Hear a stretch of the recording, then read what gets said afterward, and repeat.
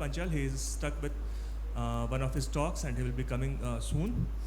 Panelist Dr. Prasanna V. Ramesh also will be joining us. Pankaj sir could not be with us because of his prior commitments.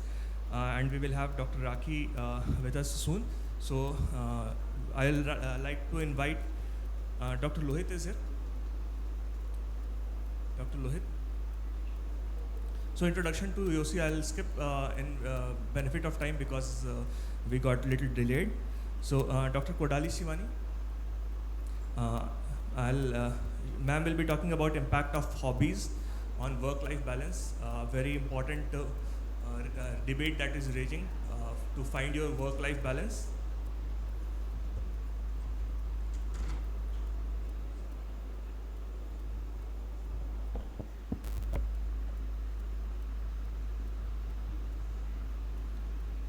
Kirti ma'am, you can come. Somebody. Yeah ma'am, you can start. No, slideshare is not happening here. Can we have the slides?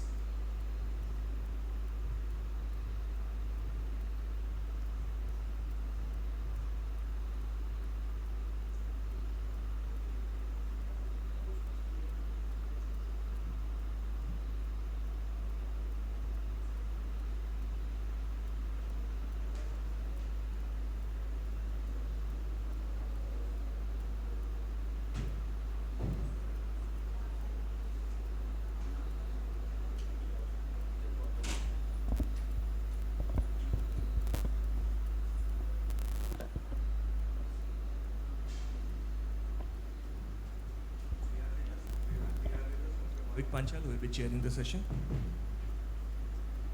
Welcome, sir.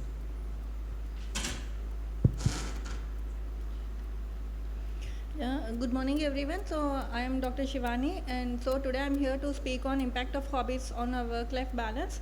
So daily we will live in a very busy and fast-paced world where we won't have much time to focus on all our hobbies.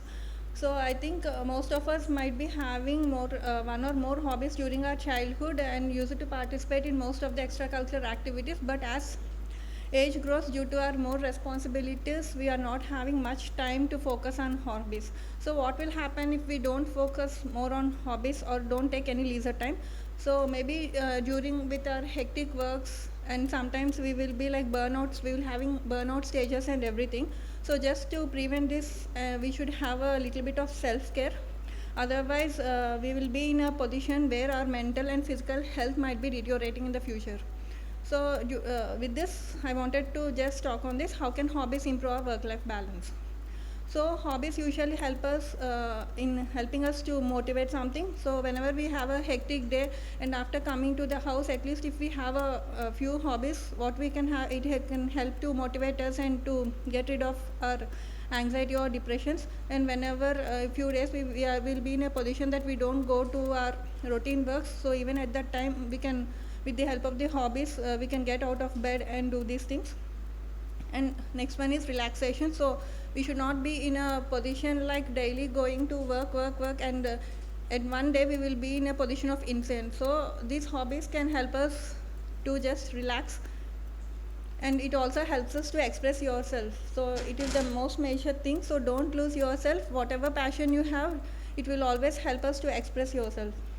It will help us to increase the creativity, due to which maybe this creativity can help us even in our work culture also.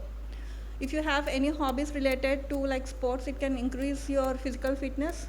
Not only physical fitness, like for body we require physical fitness, but for mental health also we require some fitness. So with these hobbies it can increase our mental health also. So we can have a wonderful opportunities, like if we have some hobbies like dancing or singing, maybe it can help us to have a better opportunities than what our professional life is. And social life. So maybe we can go and meet our interact with the people who have similar habits or similar hobbies with us. So it helps us in increasing the interactivity with the people around us. So fulfillment, maybe if we have some few projects in our daily cases which we couldn't fulfill at that time, maybe with hobbies, if we can keep a small goals, even if we could have achieved a small goals in our daily hobbies, that could help us to fulfill these goals, and it will help us to express ourselves and keep us always happy. And some few hobbies can be like income generating, which will help us as a side business. And the most important thing is, when we come to the retirement age, what will happen? We will be like, if we are working hard all these years and we come to the retirement age, we will be in a position that we will be completely bored of having an empty mind. So at that time, these hobbies can help us to have a better and peaceful health. So what are the best hobbies for mental health?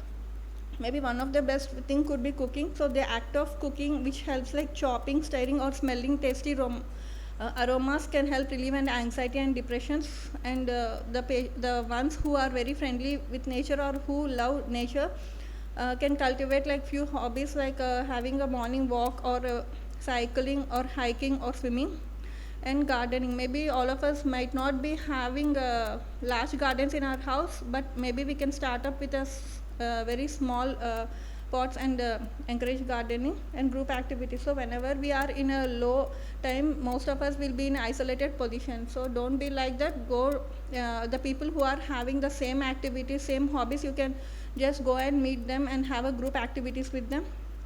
And writing, so the stress or whatever we have, we can put on a piece of paper and we can cultivate writing poetries or any novels.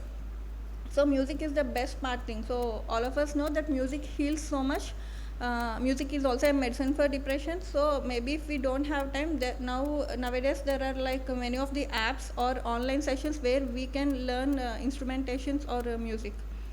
And sculpturing and pottery, the main thing is pottery. We can make our own flower vases and we can decorate our own house. So it can also give us much more happier thing. So the main question arises here is, how can we make time for hobbies? Because in this busy schedule, we are not having that much time. So as we schedule our work in our daily activities, like our the same way we can schedule even the time for our hobbies also. So there are many times where we will waste the time, like maybe for 5 or 10 minutes we will be wasting the time. Maybe if we can bring all those time wasters together, at least we can have half an hour to 1 hour a day to spend some time with our hobbies. So there is time for everything. Time has a wonderful way of showing us what really matters in life. So these are the advantages of building hobbies. So I think everyone will needs a hobby to cultivate, and just go and find out what your hobby is. And if you are having a hobby, please get it. Finally, live a happy and peaceful life. Thank you. So thank you so much, Shivani. Dr. Shivani is one of our dynamic consultants at LV Prasad Institute, Visakhapatnam, and what I know personally of her is she loves music, isn't it? So how do you take out time from your busy routine, and also like, do you sing as well, or just listening to music? No, as no, well? I won't sing, just listening to music. Any particular music which relaxes you, or you want to Nothing inform like the audience here? nothing like that, sir. But whenever I am in a little bit stressful situation, yes, I will keep my iPods and I will do the works. So maybe we can do that. Music will be flowing in my ears, and maybe we can do some other like household works or some other things. So it can save time and it will be a little bit relaxation also. I think the one important message which comes out from this is that do prioritize on your hobbies as well, how we prioritize work, because we have to do this work lifelong, but you need that mental peace, as explained by Dr. Shivani. Thank you so much for your talk. Thank you. We will have Dr. Prasanna V. Ramesh. He is one of the most active executive. He is not just active in academics, but active as a person. So he is going to talk about Joy of an Eye Doctors Movement, the dance and CrossFit for heart of life. So over to you, sir. Thank you. Thank you, Nilesh. And it was wonderful listening to the previous speaker on life beyond ophthalmology. So I'll just take you through the other aspect of my life. So I'm a glaucoma surgeon, and to start off, I experiment with my looks. So we all tend to actually ignore what we really like, right? So I think it's time that we really have to go towards life beyond ophthalmology. If you feel something is really entertaining, or you really want to do something, 2 years back I joined a choreography class as well. So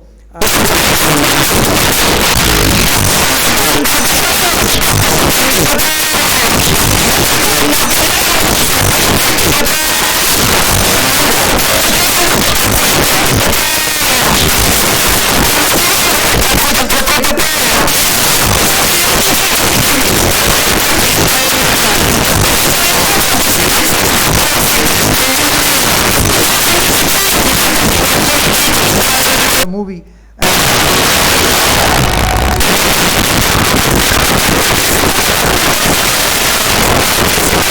You can see this also. Yeah, you can maybe have very mild volume. So I think so. My journey started. Life beyond ophthalmology is when we start to think so serious, right? So we tend to burn out very easily. So that's what I'm trying to tell you. Nilesh, can you pause the video if it's okay? Okay. Yeah, you can play. Somebody has stopped it. Yeah. So this is my gym session. So I do my down unders, I do my pull-ups. So you can see that this is me doing pull-ups, down unders. So I'm also into fitness. Every day, 1 hour a day, you can see that this is a box bag carry. Sometimes we have an animals day out. And this is me performing a vertical climb and an alligator. So most of the things that I do, I don't really promote weightlifting or using anything with weights. I try to use the own body weight. You can see that everything uses the own body weight. It's called calisthenics, or I'm also into CrossFit. It's more, CrossFit is a more generalized term for it. So you can see that we need to go the long way, as Nilesh was telling, as Bhavik sir was telling. So we need to be very fit. So I use my own body as the weight. So I am around 63 to 65. It oscillates between that. So these are some things that really helps me get the day going. So on the right hand side you can see this is me doing along with my mentor. So he is at the age of 55. I get motivated from him. Look at him. At the age of 55, 56, he takes me to the gym. He also teaches me glaucoma. And you can see he competing with me for a vertical handstand. So I think lot happens with mentorship. So this is my favorite video. When I was doing my fellowship, every day it starts at 6:30 in the gym only. See him almost competing with me on a vertical plane. So this all gives me motivation and joy. I'm also kind of very spiritual person. And why these things? I think this really helped me in my career. You can see that I have 53 acceptance in the whole journal. Of course, we have more rejections. It helps me get a much better perspective on life. The mind feels more clarity when you have a good fitness regimen, maybe a CrossFit or a dance. You can see that this is my new portal. Again, the rejections are as equal as the published ones in the Indian Journal of Ophthalmology. So to just go through the academic part of it, how it really helped me when I started my fitness in 2018. You can see that now I have 47 publications with 230 peer reviews. It really helped me see things very clear as to where I am standing. And this is my Google Scholar Index. You can see that I started my training in 2018 when I was a fellow with Dr. Satyan sir in Coimbatore. So I remember starting the day only in a gym. So if I don't come to the gym, I get a call. So it's something, it was very personal. Every day, I think after I came back, I think, sir, I'm not sure whether he's working out or not, but it started in the gym for me. And then you can see this is my research scholar where there are 330 verified peer reviews. I'm very active in the academic forum as well. I'm in the Indian Journal of Ophthalmology. I was the assistant editor in the previous team. I'm the associate in the TNOA journal. And I feel this really helped me bring the best side of me. We all talk about the best version of yourself. Again, this is me with my mentor. We won the 2022 AOS award, and I have a hat-trick of International Ophthalmic Hero Award in the AOS. This is not for just showing off. I'm saying how it really helps. You can see all my photos. It's all eccentric. I just think about it. I just click it. I don't really give it a thought. I just go with the flow as what I like. And this is my award tally. I attend a lot of conferences, and I'm very humbled and honored to actually win most of the awards. But I really think fitness is what really helped me do this, because we are very fit. The mind thinks very clearly. These are some of the photography images of ASCRS 2022 of mine, which won last year. And this is a photograph set of ASCRS 2023, which won this year, and 2021 IRSA, 2022 IRSA, 2023 IRSA, and then TNOA 2022 finals, again 2023, this year and this year's TNOA. And this is me. Again, you may get confused whether this is me. So this was, I had a good AOS. I think I had all the awards, IGO, YO, ARC, scientific. It was a mix of everything. I just gave my fitness the dedication of it. I think these are some of the cover images. So academically, it helped me boost a lot. I'll just forward this, and this is my team. So I always feel, again, a team effort. So fitness, joy. I have a choreographer also in my team. So he helps me take the dance classes when I'm very serious. We have a good different work culture. We take breaks in between. We make sure we stand a lot in the work so that we don't have the sitting disease. And these are some of the few accolades wherein we painted along. This is the team which helped me paint this digital painting, which was the program book cover in AOS 2022. I have an Harley Davidson. Again, I'm also a biker, a life beyond ophthalmology. I'm just 63 kilos. You can see the Harley Davidson is 306 kgs. And this is my daughter Pranu. And then my life really changed when I had my second daughter, Hasana. I was very playful when I had my first daughter, but I got really serious, is what I think, after my second daughter, which we have a gap of 7 years between my first and second daughter. She's in 4th standard, and the second one is 1 year old, and you can see it's Hasana. And these are some of my eccentric photos. This was taken very recently. I called it the Bane mask. That one is Messi. During the World Cup, we had this picture. I'm also an innovator. I have patents. These are my innovations. You can always approach me for the 6 innovations that I have.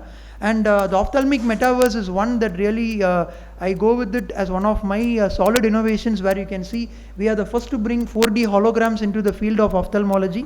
And I have one oration to my credit. And I'm also in the YO Governing Council along with Nilesh. I think we are doing an exemplary work, Bhavik sir, Nilesh, and we are all active in the YO podium as well. So I'm also into the TNOA office as well. We are making sure we keep following our passion, and health is what really puts us in the forefront, right? We need to be really fit to really keep pursuing our dreams. These are just photos of some of my memories which really help me. The health is something that I always keep emphasizing. 1 hour a day, whatever happens, I always tend to just make sure I switch off my phone or go into an aeroplane mode. I avoid all calls, WhatsApp. I go in and then just go for the fitness routine. So I was one of the youngest to perform the eye stent inject and the eye stent in southern India. Actually, I was the youngest to do it. So this is my implantation that happened, and every year you can see this is me again. This is my original hair, where this year we had George V. Putran sir, a doyens in glaucoma, where we did the World Glaucoma Cricket Championship event, which is the 4th anniversary at our center. And with this video, I'll summarize, I'll end the presentation. So this is one of the OPL videos that we had this year in our Tricon Trichy TNO annual conference. I do a lot of video editing work. I just made an edit for my introduction. So with that, I'll just end this talk. Over to you. Can we have the volume?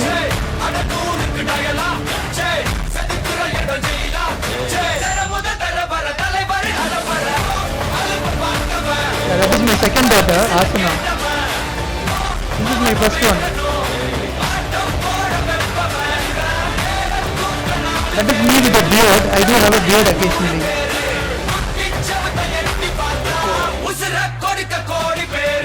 So of course we do have Ike and Clement Tham, who we really emphasize on. But why so serious? I think we all need to have a good academic life, but health is more important. So if you want to do something that makes you happy, do it.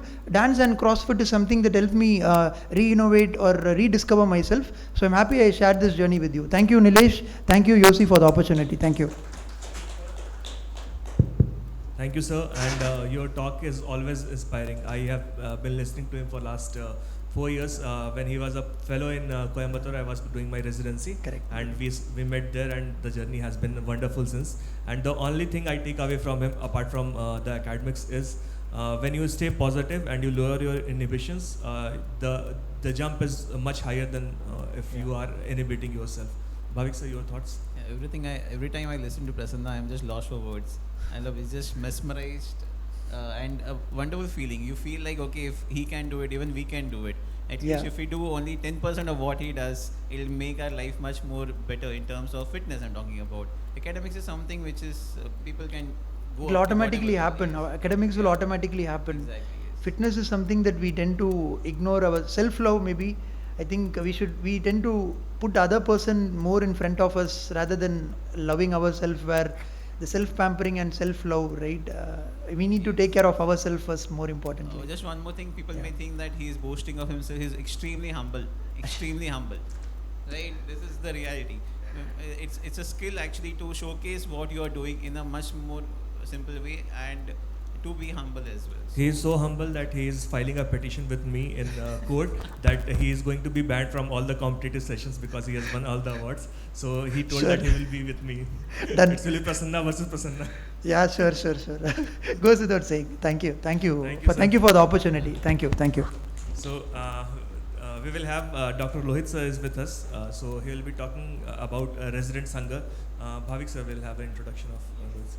So again, Lohit is a young, dynamic VR surgeon.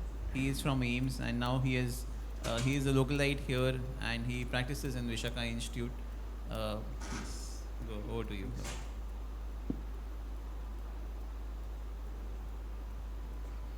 Good morning, everyone. Actually, this was the most difficult presentation I have ever made, and it is exactly opposite to the previous presentation. I am talking about how the resident should be. Resident, what the definition? What means is who lives in hospital, where he or she works under training program. He develop and learn the skills necessary for their chosen specialties. Provide direct patient care under the supervision. What are the responsibilities?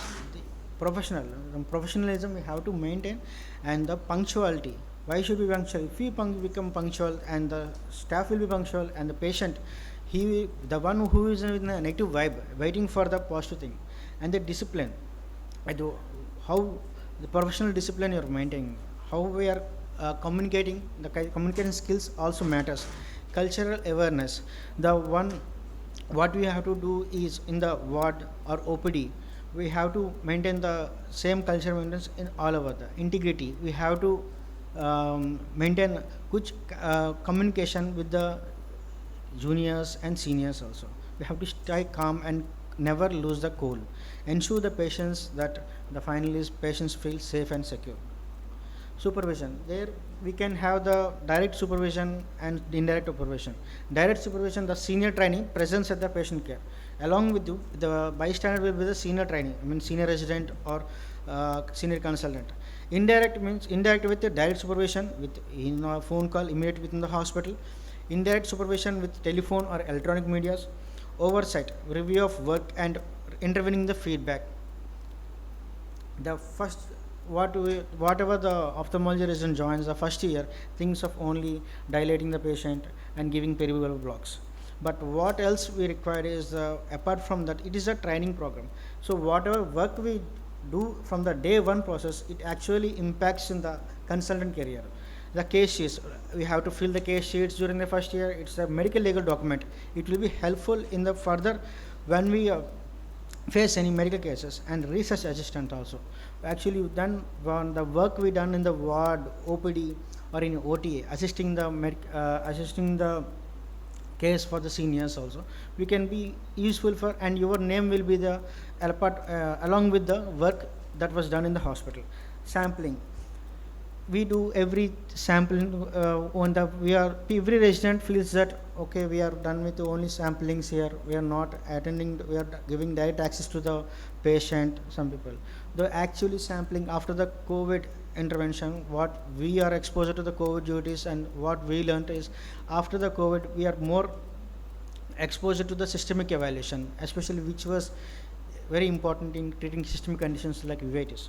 And OR list, prioritize which surgery should be picked first, how many hours it will take the surgery, which surgery. If we put the VR surgery first, we can relax, the actual resident can relax for at least 30 minutes so that he can put cataract surgery later.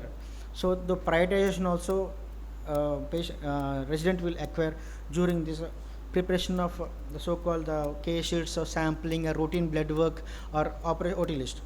What do in the second year? When we move to the second year, the first year slide, previous slide should be complete. Now we should be more concentrated on the thesis work or project work and the surgical work. Okay, these two are very important because it is carried away to the, it will be forever, remaining will be forever in the resident life. So case presentations, what journals, case presentations, symposium, everything we have to be acclimatized to. And peripheral work. Apart from the ophthalmology, then we have to know what the patient, holistic, nowadays we treat the patient with a holistic approach. We take the help of dietitian, endocrinologist, pulmonologist, rheumatologist, for treating diseases. So we should know what are the peripheral branches, how to accessibility, and community work. Community work, when we go to camps, when they recruit cases for our learning, it tells about the communication, how to, when we are talking to the patient, it is only to one-on-one approach. When we go for community work, we can actually treat the masses. We are handling the mass of the patients. And train the juniors. Why should we train the juniors? Apart from the maintaining the harmony also, one, we can't, when we go to second year, we should not do the first year things again, so that we have to plan the third year things. So if you train the juniors, then we can have a lesser burden, so-called lesser burden, and we can move on to the other project. As we discussed, thesis and project work and surgical skill we have to acquire in the second year only, so that we think that usually in the third year we will excel ourselves. Suppose if you were given pterygium surgery or collagen surgery, no, I will operate in third year. No. Whenever it is given, it's do that. We just move on to the other things, because there are things we have to concentrate in further. When we move on to third year, the completion of previous 2 slides, and we have to go for expertise our skills, how to handle the patient. If a patient comes in the OPD, we have to diagnose there itself. We have to have a gross idea. And in the surgery also, when we do the surgery, we have to keep in mind how the patient behaves in the first post-op POD or fourth POD. You should expect knowledge acquisition. It is the third year is the only time where we actually study. Otherwise, after when we go to fellowship, when you become consultant, we won't read that sit and study in that. We can't dedicate our time to the books. We will revise the brush our knowledge only. So whatever the knowledge acquisition we have to do in the third year only. Plan the future endeavors. What are the superficialization you want to do? You want to take a break. So before plan, you have to make some plans in the third year itself. Personality, you have to take the attitude. You have to build up our attitude in the third year only. Like personal life, if your family, friends. So we have to plan everything in third year, so that you have just move on. You should not waste time, because now we are not. We are moving from SICS to FACO. We have moved from the SICS to FACO. Next will be the superficialization. Of course, we are in refractive retina. So we have to plan again in third year only. We have to prepare either for the interviews or the examinations. And specialization, we have to clear idea what specialty you have to take. These 3 residence area only, when we don't think about these branches are a lot of we and learn more and more money. These are more user branches. People talk more about the branches. No, this is a residency time only. We will have the much exposure regarding the ethical work. Surgeon. It was taken from the American Academy of Ophthalmology, the making of a great surgeon. The recent volume makes a surgeon sharp, and deliberate practice over the years makes him skilled. Total volume over the career makes a surgeon wise. So sharp, skilled, and wise surgeon, it completes the surgeon. And why do we need a advance in ophthalmology? We should know the advance ophthalmology. We should compete with others. It's not like okay, we will learn, we will expose. We have to talk. We need a platform like YOSI, so that we can talk. Journals, we have to go through the journals, what's going on in every different specialties, and scientific sessions. Attend the scientific session, get exposed more, know the cutting edge technology, what are the recent advantages, how the visual outcome and functional recovery, how far I can give it more than this. And artificial intelligence, it is a newer thing which was an impact on our day-to-day life. Biostatistics analysis, we should, apart from taking the help of the statistician, we should know basic knowledge of the statistics of going on also. Research work, potential case, every OPD case has a potential to publish. That's what we have to give a time for it. And teamwork, include the juniors, seniors, and take the help of staff, OT assistant, optometrists, so that if we involve actively, they get inspired from our work. Acknowledgement, whoever participants, the one who participate in as a teamwork, better acknowledge everyone. Then financial and technical issues, when we're dealing with artificial intelligence, there will be the financial issues also. Then we have to be also take care. And accessibility and availability of the research work. Teacher, what is a passive learning? What we learn from the teacher is a passive learning. It might be passive learning. Now we are moving to resident approach. If you give a topic beforehand, 2 of the residents will learn and will discuss with the other residents, and this is moderated by the supervisor senior ophthalmologist. It is taken published in the IGO also, the residence to resident teaching. Revision of multiple topics happen at the same time, and we can discuss the planning of discussions also. What else we are completed, how far we are up to, and what can we learn in the future. And a good listener. The resident should be a good listener to the patient and the colleagues and the family also, and especially the author of the guide or examiner in the Viva also, or in Viva post. What the examiner says, he is correct. We have to be there. And the professional, we have to take care of ethics, beneficent, to act in the best interest of the patient, do no harm to the patient, autonomy, the patient's right to refuse and choose content. So whenever in the first year only, you should, when you're taking the consent, you have a gross idea what can happen in the future. Justice, who gets the treatment on the merit of illness. Dignity, patient and doctor both have a right to dignity. Truthful, honest, the patient deserve to know whole truth and illness of the treatment. Now we are discussing the live surgeries. Now we are taking the video consents. So patient should be aware of whatever doing at what presence, and how far we are advising also. Sometimes we will tell the consent to the attendant. No, patient should also know about, in current generation, patient should also know the condition of the disease. Reasoning why it is happening, because it will make you to correct immediate action, to correct the mistakes, and easy understanding and long-term memory. If you know, when you learn from the previous mistakes, you need not to revise everything, it go for a subconscious memory.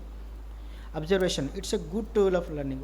90% of learning we go from the observation only. We see the cataract videos, we see the cataract of surgeries from our professors. We do 90% of our learning is from observation, and observation thing we should put in the practice, and accepting and strength and limitations. Whatever our strengths, okay, we are not able to make tunnel, okay, practice it. And whatever tunnel is just not, iris is pulling out, you can how to manage it. So you should accept, okay, I'm not able to do that procedure, so I need a immediate correction, senior help, or take the help, go to the literature, go see the videos. So we should accept our strength and limitations also. Focus, start with the basics. When we give the advice and a resident in the first year, start with anatomy and physiology. When we open the book anatomy physiology, he will read or she will read, dedicate 1 day for reading the first page only.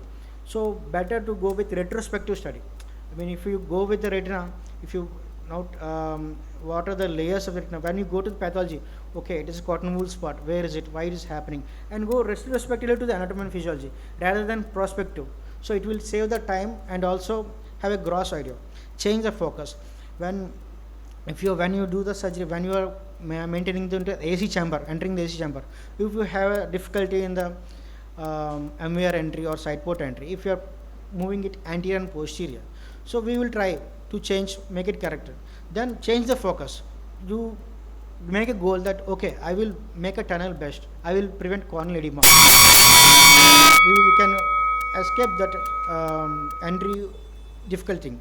Apply in all aspects. Whatever focus is, apply in all aspects.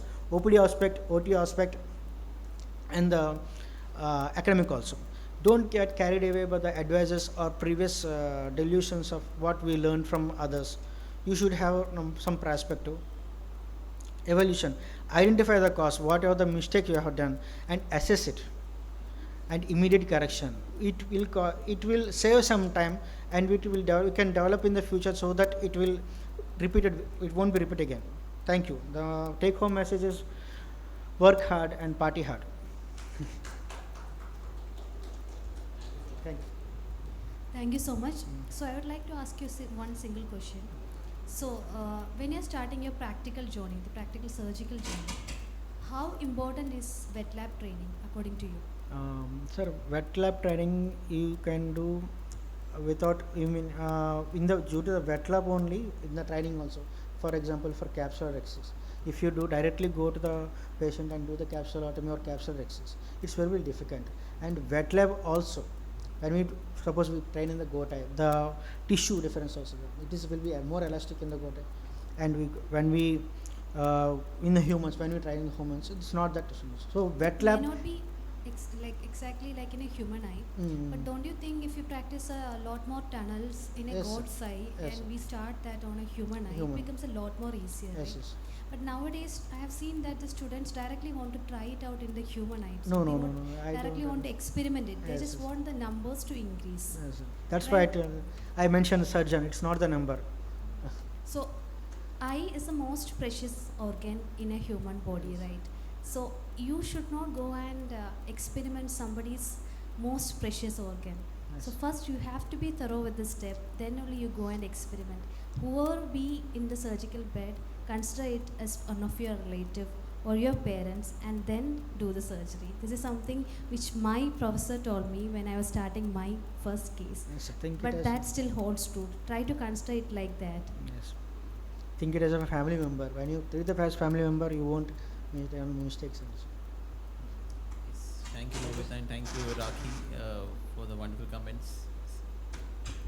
So, I'm sure the cardiologist and the neurologist may not agree to your point saying that eye is the most important organ. Yeah. True. Yes. Yes, that's very true. Next, we will move to Dr. Kirti. Dr. Kirti ma'am is my senior from DNB. She was from the same institute, Lotus Eye Institute, and she is going to tell us about 7 pearls of a healthy life. So meanwhile, ma'am's presentation gets my father. Okay, so we'll start. Okay. Hello. So good morning everyone. Good afternoon, sorry. Good afternoon everyone. So I'm Kirti. Thanks YOSI team for providing me with this opportunity. So today I'm going to talk to you about 7 pearls for a healthy life, which I felt they are very important and I'm still practicing, trying to keep it in practice in my life. So firstly, I want to talk to you about positive thinking. So whenever an adverse situation or a problem happens, you have 2 choices. One thing is to take it negatively and become depressed and gloomy, and nothing good happens in this. So it makes things worse. So the other thing, you can think positively, gain experience, learn from the experience and try to go over it. So this is how the attitude should be to achieve your goal. So there is basically no circumstances which is good or bad. Our thinking makes it different.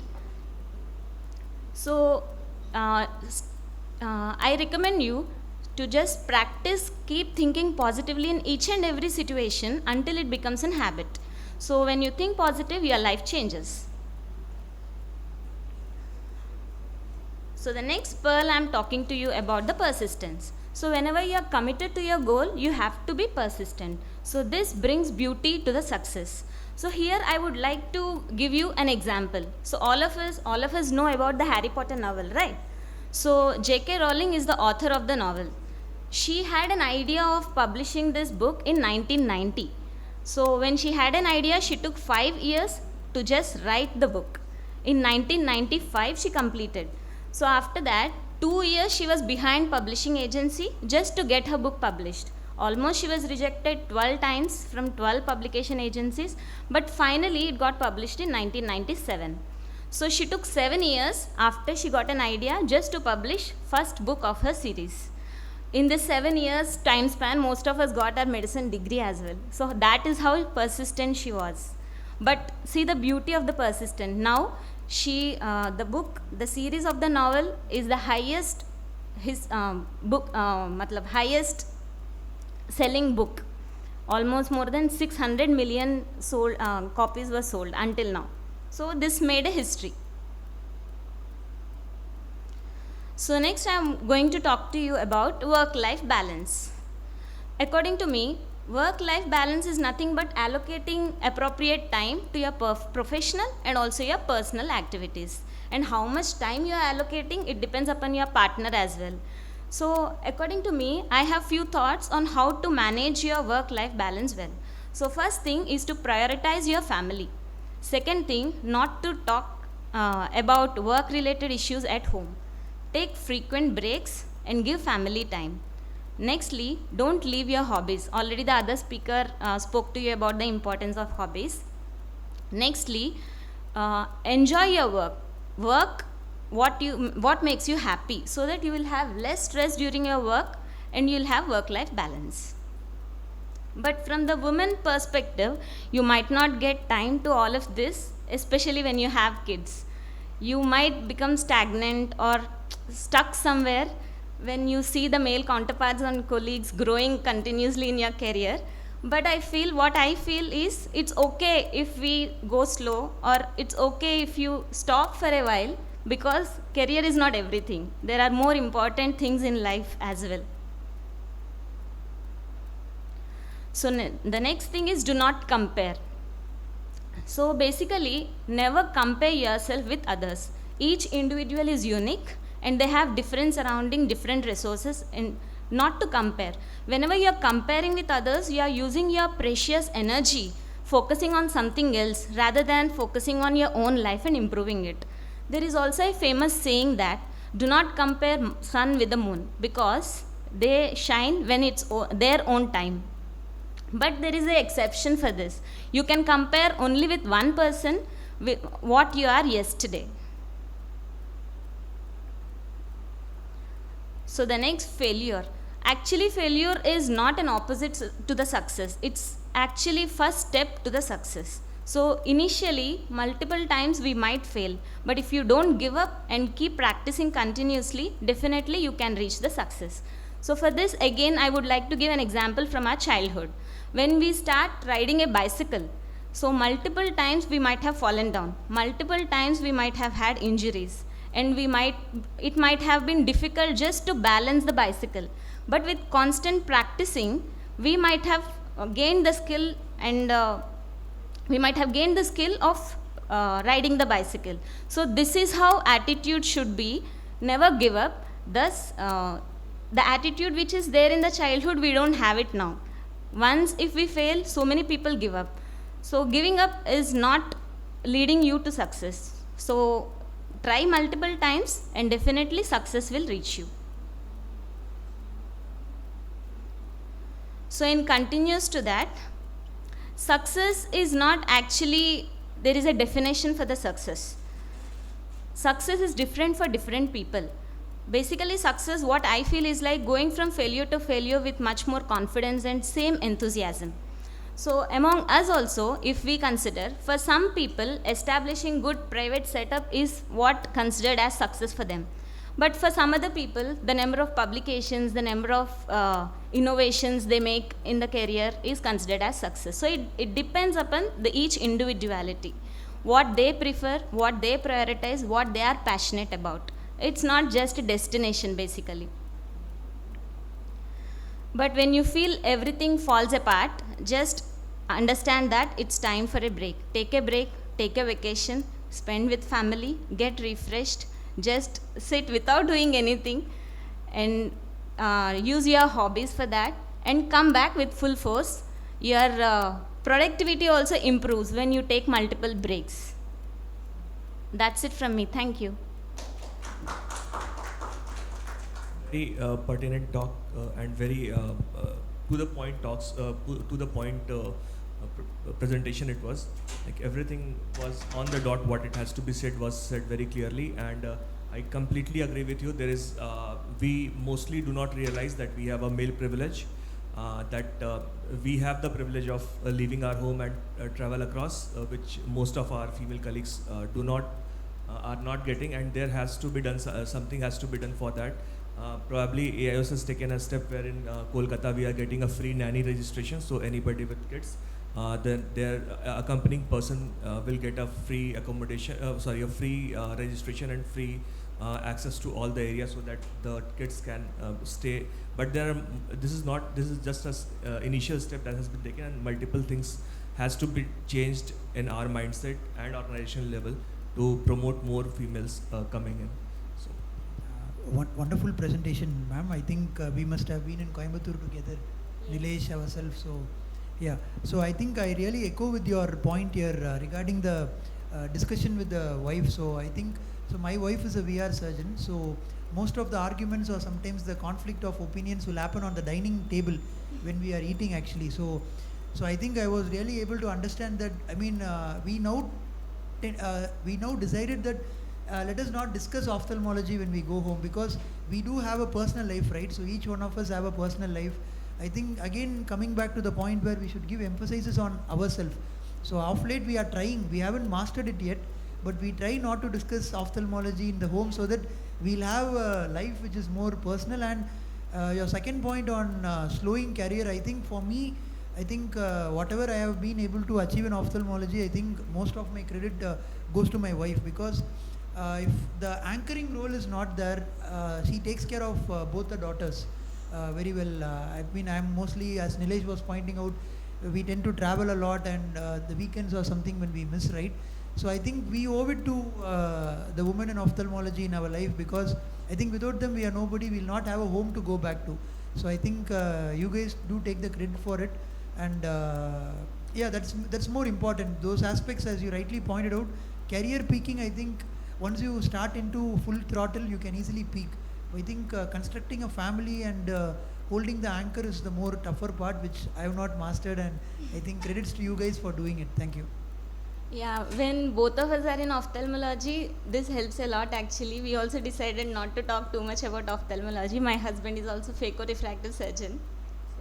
So for Prasanna and his wife, I hope silicone oil is not there on your dining table somewhere as a menu, because that is what you might be debating. One is Sir, saying the pressure is, he's like, because of the oil, your pressure is increasing. She's like, no, it's not because of that. Sir, I mean, I personally say a deadly combination is, initially 10 years back they used to say anterior segment surgeon and posterior segment surgeon. It's a deadly combination to start a practice of your own.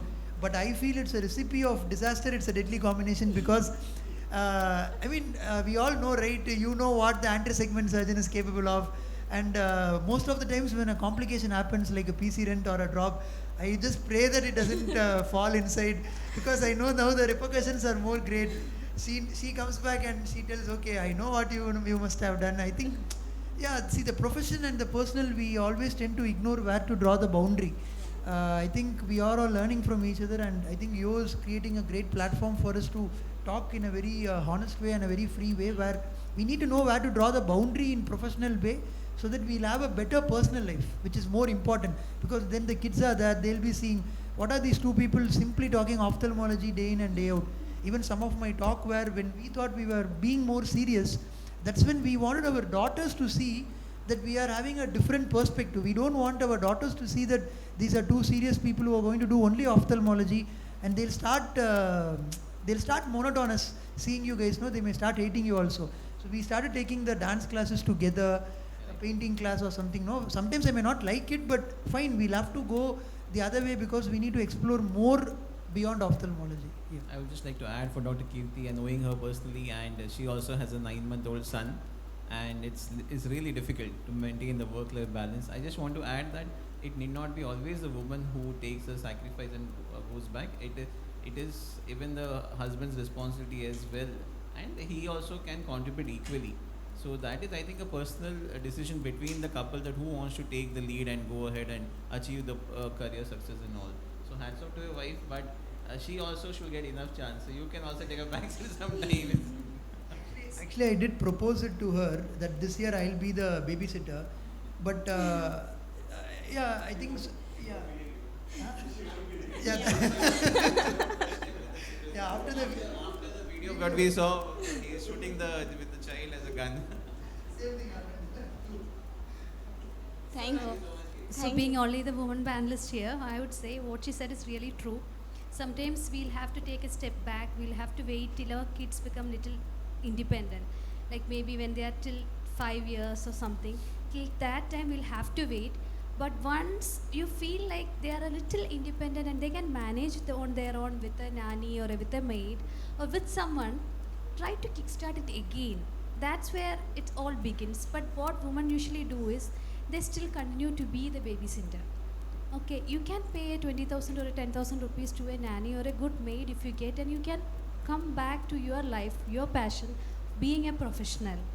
Don't just be the homemaker. Yeah. Any comments from the audience? We have very quite active audience, good listeners and all. On especially see that we are very open here. We are not talking ophthalmology per se. So any comments or anyone wants to share their thoughts? Last year in MTC, which happened at Patna, we had a talk where one of the speakers, she talked about how she restarted her life. She took a break for the family, and she had given good purse. There were 10 pointers in that is available on YouTube. Anybody can just take the inspiration from her. So next we will have Thank you. Thank you, ma'am. Thank you so much. And next we will have Dr. Bhavik Panchal. Sir is an YOSI executive member, and he is heading LVPI here at Vizag. And he is going to talk about choosing to teach, the perks of being a teacher in ophthalmology. So I have changed the title to from teacher to a mentor. Okay, and the reasons for that. And so I'm going to start with this. So many of you, I don't know if everyone knows about the story of Telemachus and this mentor Athena. Okay, this is a very old Greek story, but I feel that I am going to replace this with Prasanna and his mentor here. I think that suits here aptly after what he presented and discussed. So mentorship is described as a process through which an experienced person, so here nothing about young or old, it's about experience. Okay, and he guides the other person in developing the skills and knowledge for their personal and professional development. It's not just professional development, personal development as well, which makes a lot of difference. So there is a Latin saying called as docendo decimus, that is the best way to learn is to teach, right? And we have also experienced that during our residency, during our fellowship, or when we become consultants, when we have fellows or resident posted with us. When we have to teach someone, you go back and you read about it and you realize that, okay, now I'm finding much more different ways to understand the topic, right? So eventually it is about mentoring relations, can develop into collaborations and lifelong friendships that can happen. So this successful mentoring enhances the reputation of the unit and also the mentor within the institution as well. So who should be a mentor? As I mentioned, it's not about young or old. An experienced member familiar with the system, especially in an institute if you are working and all, you can be a mentor if you know the system in and out. Mature or recognized teachers, scholars in their field can also be mentors. It can be, now we have a lot of virtual connect which is there. You can be a mentor virtually as well. And who are also interested in the mentee's professional growth and development and willing to commit the time and attention to the relationship. So I'll be coming to this about approachability of the mentor. So if we look at the qualities of a mentor, if you look at the personal attributes, the mentor should be generous in terms of time, space, enthusiastic and motivating as well. Okay, and should be patient, honest, is responsive for the actions which the mentor takes, and most important is excel at active listening. So it's not just listening, it's active listening to understanding and processing what the mentor is speaking, what the mentee is speaking. About behaviors and actions, it makes himself accessible and available at most times. I'm not saying at all times, but at most times. Okay, useful advice is given at the right time, works in a way that is compatible with the mentee's personality. Okay, so you have an individual's personality. You cannot try to fit in your own mold for that individual. You have to change as a mentor. You have to adjust your mold to ensure that there are 5 mentees, so everyone is different. And this is the mentor's responsibility that, okay, you have to approach in a different way to each and every mentee there, right? If you look at the role of a mentor, it can be short-term goals or long-term goals. Familiarize the mentee with the campus and environment, especially when the mentee is joining new. Suppose you get a mail that I'm going to be your mentee for the next 2 years and all. Okay, you can always invite them. You can for your at home for dinner or take a coffee outside. So that starts on a very good note, and then you can understand. And you can spend some time to understand the personality of that individual, and then you can change your way of how we are going to deal with that individual in the next 2 years or so. Introduce the mentee to colleagues and experts across the campus. Right, educate the mentee about the system so that there are no wrongdoings by the mentee. It can be avoided. In ophthalmology, if you teach them properly, train them, that you can avoid things like wrong eye injection, wrong eye block and all, which will prevent wrong things to happen in their careers in the future.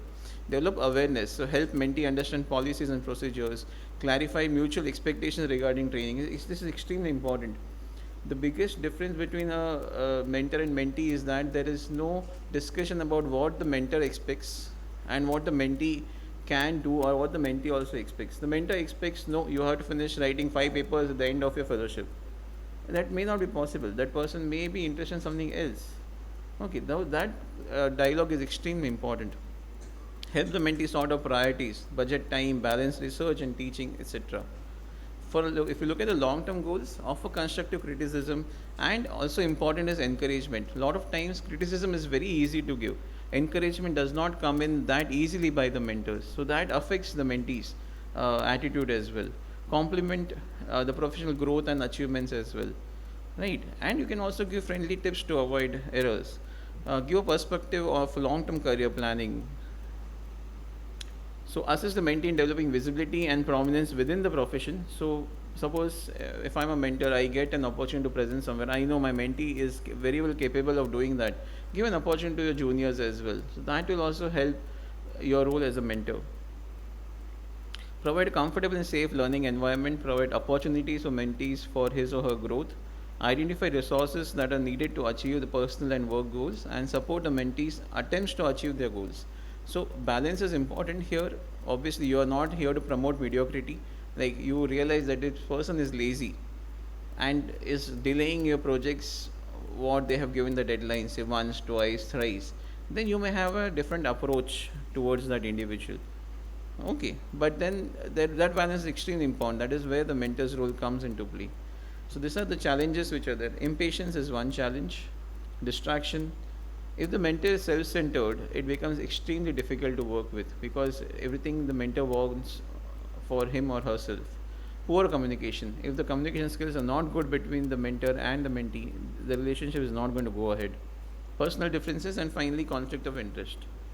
Confidentiality is extremely important. Sometimes we hear a lot of mentors speaking ill about their mentees outside the domain. So the other person thinks only in a negative way about that individual, but you are just assuming about that individual. You have not met or worked with that person. So it's very important to have this confidentiality between a mentor and mentee. Okay, and not to set unrealistic expectations. Alright, so that is where communication plays a role.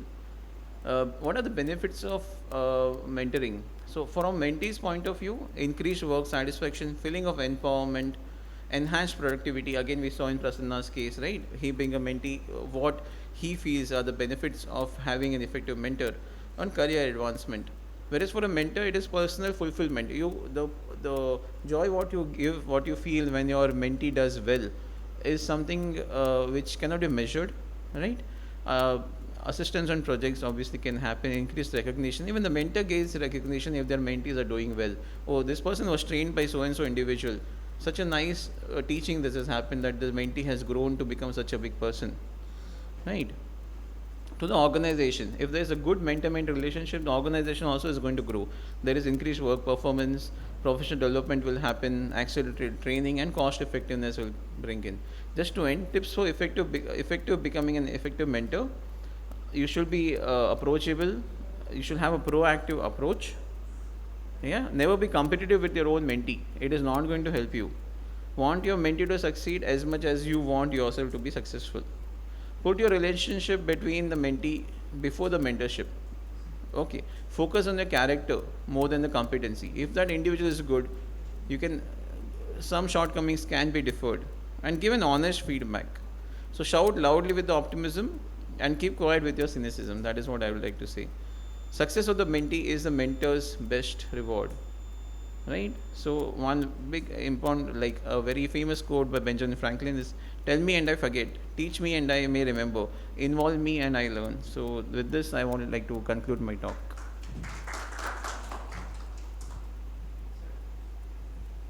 Wonderful talk, sir.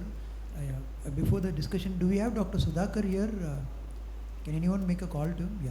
Thank you, Bhavik sir. I think personally I resonated a lot with this mentor-mentee relationship. I think Nilesh and myself, when we were in Coimbatore, we used to discuss then also, like we had solid mentors.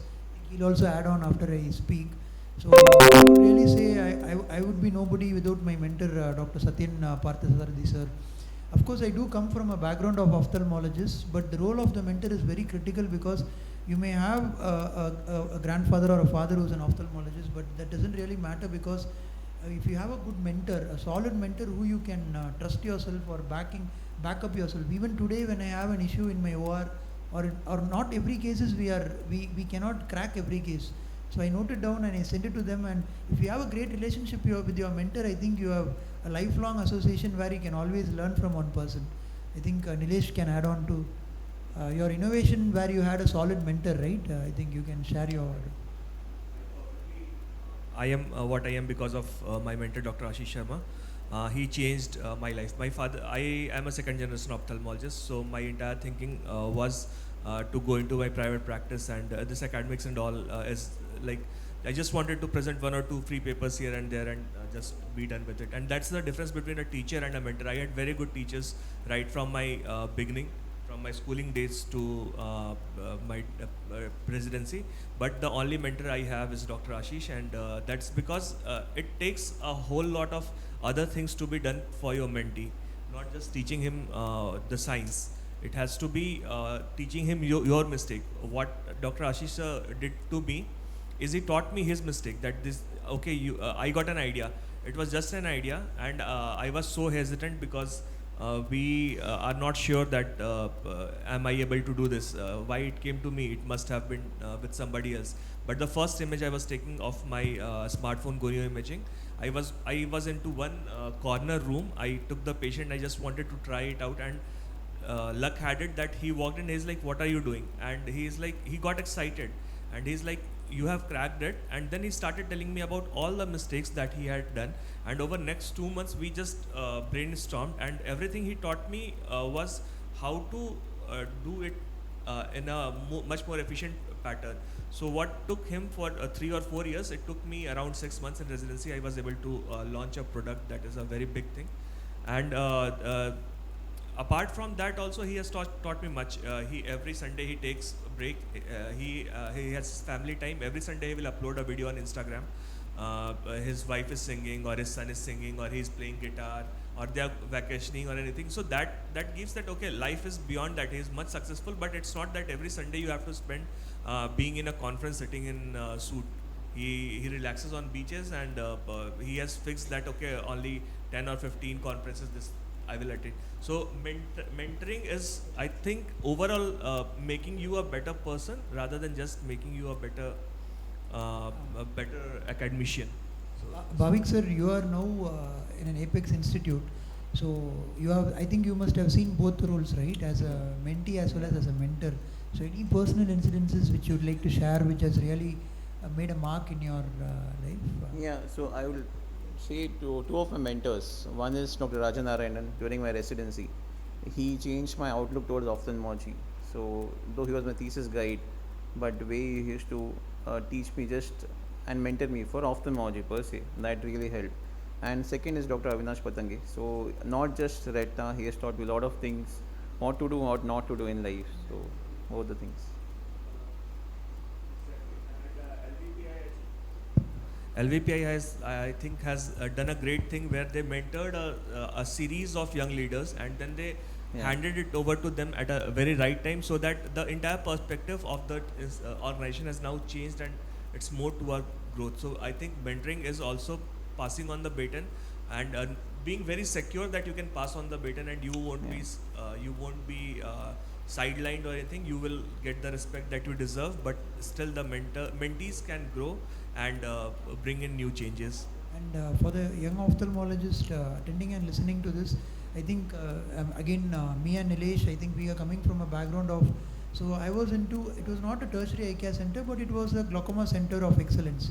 And similar thing for Nilesh as well. He was in an institute where innovations were being given the foresight. I think you need to explore, there are so many different options. There are institutions where you can do your fellowship. There are places like where I have done my fellowship, which was known only for the glaucoma practice for what it was. So similarly, there are many different options, many different paths. We are all trying to move towards a common journey, but the destination is one, but the paths may be different. So that is one thing.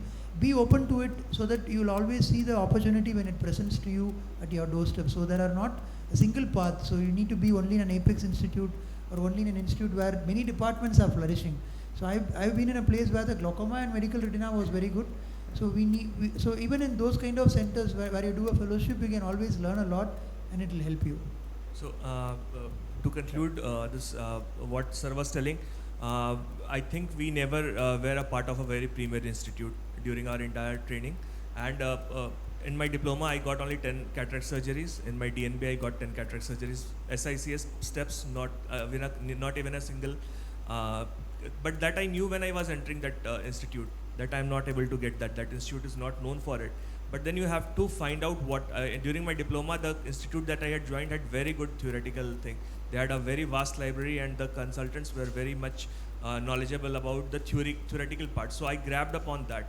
So that, and then as a mentee, you have to really extract that out of your mentor and your institute. It's not their responsibility to teach you everything, but whatever they are good at, we have to take, we have to imbibe from them. So when I entered into Lotus, there was innovation, there was refractive, and then there was medical retina, these three. So I grabbed everything that I could from all of it. So even if you're not in a premier institute, you can still you can take out whatever you want and then grow. And that is where the mentee role also comes in. Sure. So Thank we you will so much. yeah, so Yeah, please. please. Can you please introduce yourself and Hi, I'm Prapun. I'm basically from a HR background. I'm a HR turned full-time entrepreneur. So I have my own startup in AP Innovation. So the question for you is, sir, you mentioned the qualities of a mentor is motivating. So can you help us understand, is the motivating the right word in the current context? you mean to say motivating, right? Yes. Yeah, to be honest, because see, sometimes it's just not motivation but also showing the right direction. Okay, because an individual might be hard working, but if they do not have a right direction, right, they may lose that motivation. So it's important, is all linked. One is you show the right direction, and once that individual is in the right direction, you also keep on motivating that individual. Sorry to interrupt, Yeah. sir. True. Yeah, just give we'll- me a second, because you Yeah. can carry. Just give me a second. Okay, fine.